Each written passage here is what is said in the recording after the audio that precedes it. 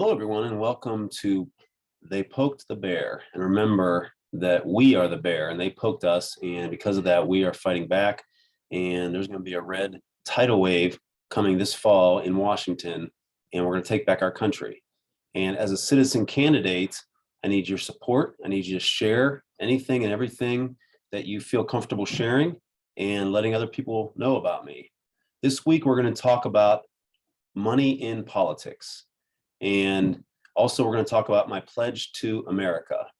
So let me just start off quickly with my pledge to America. I'm going to share my screen here. I'm doing this a little differently this week. I actually pre-recorded this so that I have a little more features available to me through the recording service that I'm using. So let me share my screen.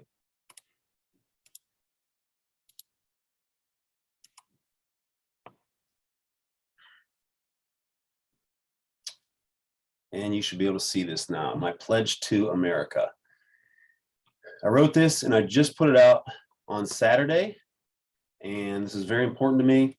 I wanted to go through this and just kind of let you read it. And again, if you like what you see, you can find on Facebook, this will be uploaded. You can share it with people and say, hey, this is the kind of person that we need in Congress. And the first thing I want to point out is, this scripture, I've talked about it before, Ephesians 5:11, do not participate in the fruitless works of darkness, instead expose them. And so that's what I'm trying to do. That's what I'm trying to do with this series, but mostly with this run that I'm making for Congress. It's a big step, it's a big leap, and I'll talk about that a little bit when I talk about money in politics. As a candidate to the United States House of Representatives, this is my solemn pledge, should I be honored enough to win the seat. And this little preamble, or whatever you want to call it, the first thing, I pledge above all else, I will seek God's will in everything that I do or say. The doing part is easy. The saying part is not so easy, especially when things get a little crazy, but so far so good. Adherence to the principles set forth in the Declaration of Independence and the Constitution of the United States. That shouldn't be that hard, should it? Thirdly, my life, my fortunes, and my sacred honor to my fellow Americans in the course of protecting and restoring our God-given and constitutionally protected freedoms. And my life, fortunes, and sacred honor, that comes from the Declaration of Independence. And that's why at the bottom of this document, I have signed my name. This is actually my signature, because I want to basically say that I'm pledging to America, to my fellow Americans, similarly to what the signers of the Declaration of Independence did. They literally signed their name to potentially their death warrant. And we have a lot of respect for them for that. Now, specifically, and this is pretty specific to our times that we're living in, all right, but specifically to never vote for a debt limit increase. Never vote. I don't care if I'm the only person voting, or the only person not voting. I will not vote for a debt limit increase, because at some point, Congress needs to hold itself accountable to stop borrowing money and to actually live within its means. And I also will not vote on a deficit spending funding bill. There's no reason why we can't balance the budget. Right now, we have about $1 trillion. It's a little lower than that now, about $800 billion a year in deficit spending, according to the CBO. But there's no reason why we can't cut expenses to the point where we can balance the budget moving forward. To do all my power to protect and ensure medical freedom of every American, including the unborn. So when people ask me about, how do you work with medical freedom and people who are pro-choice, and to me, it's one and the same. I am in favor of the medical freedom of the unborn baby, and there's no reason why we can't protect the unborn baby just like we protect the freedoms of other Americans. It fits together perfectly. To seek justice and punishment for election fraud. It seems like there's a lot of election fraud out there that we know about that's not only uninvestigated, but then when it's found, there's not the punishment that goes along with it. And so one of the roles of Congress is oversight. And unfortunately, we don't have the power to enforce laws. That's the executive branch. But when I say to seek justice and punishment, that includes the Department of Justice, the FBI, those who are not investigating and holding accountable people who are perpetrating election fraud. To strengthen our military and to support the cause of protecting our borders from illegal immigration or any other type of invasion. It's one and the same. You know, China could attack us, Russia could attack us, but right now it's a slow drip. And that's also what's happening on the social front, and that's also what's happening on the financial front. It's the destruction of America slowly, and we have to stop it. To seek answers from the Supreme Court under oath as to why they have abdicated their responsibility to hear election fraud cases affecting multiple states. This goes back to the Texas case.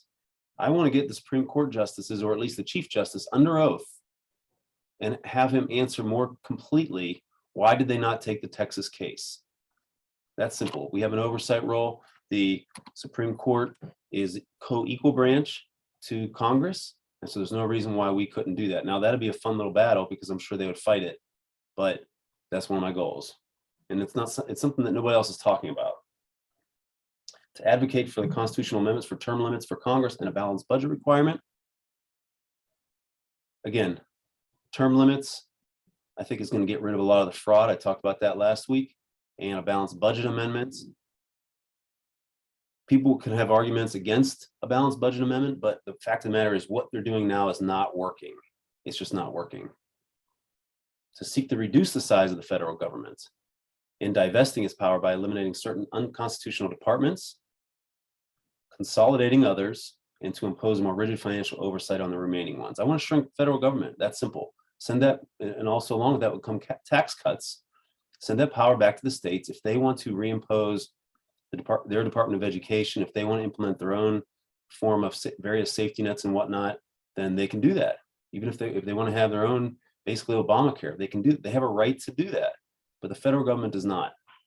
To hold the Department of Justice and other law enforcement agencies accountable for their dereliction of duty in investigating and prosecuting obvious crimes for political reasons. This is beyond election fraud. This is all different types of crimes. And we'll see what happens with Durham, but it just seems that we always get excited that someone's actually going to pay for things that we know are crimes because we have the evidence, and they just never do. So this is beyond election fraud, and to proactively and passionately guard the rights granted to all Americans in the Bill of Rights. That's kind of a catch-all. The federal government is there to protect our rights and freedoms, not to impose on them. We need to flip the script back to the way it was meant to be.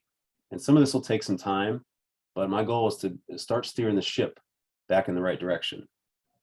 And finally, to work tirelessly to restore the United States of America to its founding principles by defeating ambivalence towards God, hate for our country, moral decay, and the progressive agenda. And that's kind of a catch-all also, the progressive agenda. But really, it starts with God.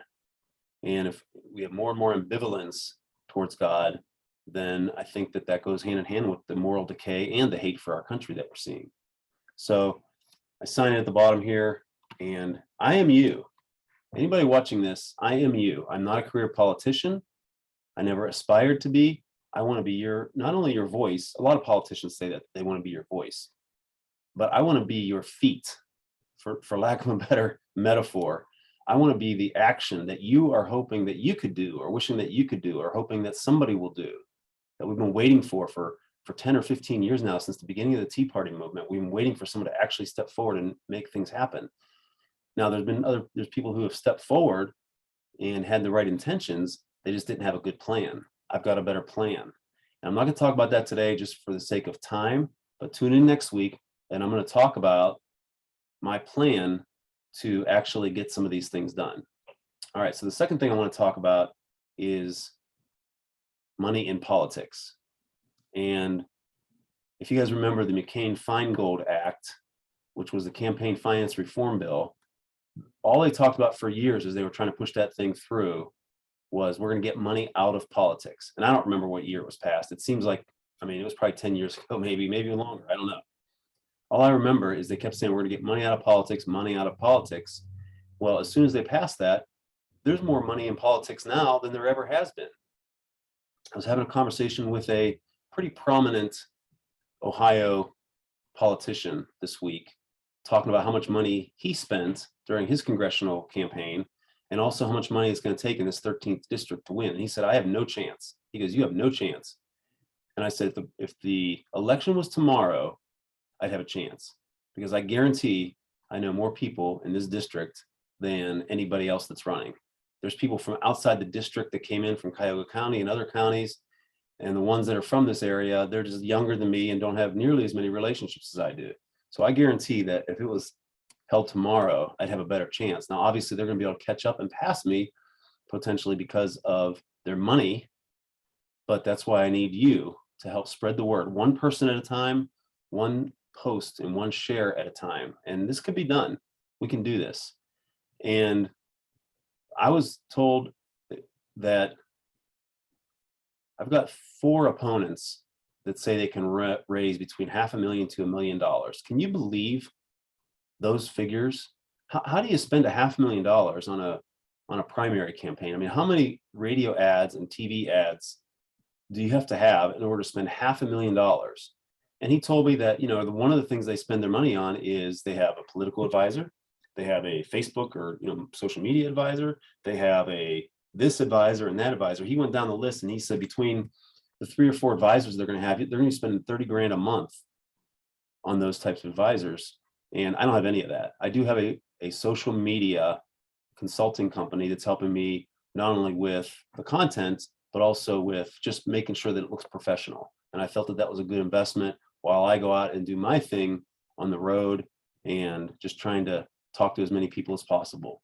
So the reason I wanted to talk about money in politics is because there is one candidate in my district who is I'm not going to say the name, and I'm not going to say anything bad about her because I don't know her, but I do know that she is basically was a Miss Ohio at one point, not that long ago, I think 2014, and that then worked for the Trump campaign for a number of years and has been endorsed by Trump. She did pass the bar a couple of years ago, and she says she's a small business owner, although I have not been able to verify that. I verified that her dad is a small business owner, but we could all be small business owners. You could sign up for, one of those multi-level marketing companies and say you're a small business owner. So I actually have 3 businesses, including a property company. And I started all of them from scratch, and I'm the majority owner of all of them. And I don't believe that my particular opponent can say that. However, my opponent is married to money, let's just say, and was able to raise a lot of money through, I don't know how. So the point being that I'm not really upset with her, and I'm not saying anything about her. First of all, I'm kind of miffed with President Trump for endorsing her in this race when he doesn't know any of the other candidates. Why would he endorse her over someone like myself I'm a military veteran, I'm a small business owner, and I got a lot of other experiences under my belt that are going to help me in Congress, including negotiation skills. There are other candidates too. There's a fellow who's an accountant and an attorney. There's another woman who really fought hard to get various legislation passed in the state. So, I mean, there's some people with some real credentials in this race, and yet he essentially endorsed the person that has the biggest media following, the celebrity of all of us. And the only thing I can think of is sort of politics as usual, except for he's changing politics towards his own favor. In other words, politics as usual used to be that they like to control the people that get into office, and so that they could have that loyalty. And so I feel like President Trump is essentially promoting various people, young people throughout the country, that he helps them raise money, but also he is going to count on their loyalty. And so I'm not sure how I feel about that. I've been a big supporter of President Trump. That really hasn't changed in terms of his policies. I'm definitely a supporter of his policies. I'm just not happy about the fact that he would endorse a candidate in this race without vetting. He should have at least vetted the other candidates. So it's a blind endorsement. And so what is that worth? A blind endorsement? To me, it's not worth much. But I'm hoping that the voters of Northeast Ohio will see through that. Not necessarily see through, but at least will be smart enough to take on their own opinion and learn about the various candidates before they actually vote on them. And so anyhow, I wanted to thank you for watching, and I want to thank you for tuning in. Please share this, and whatever you have to do. I don't care that I don't look like, I'm being filmed by a professional TV crew. All I care about is getting my message out. and letting people know that I have the experience, I have the will, I have the plan to actually make something happen if and when I make it to Congress. Thank you.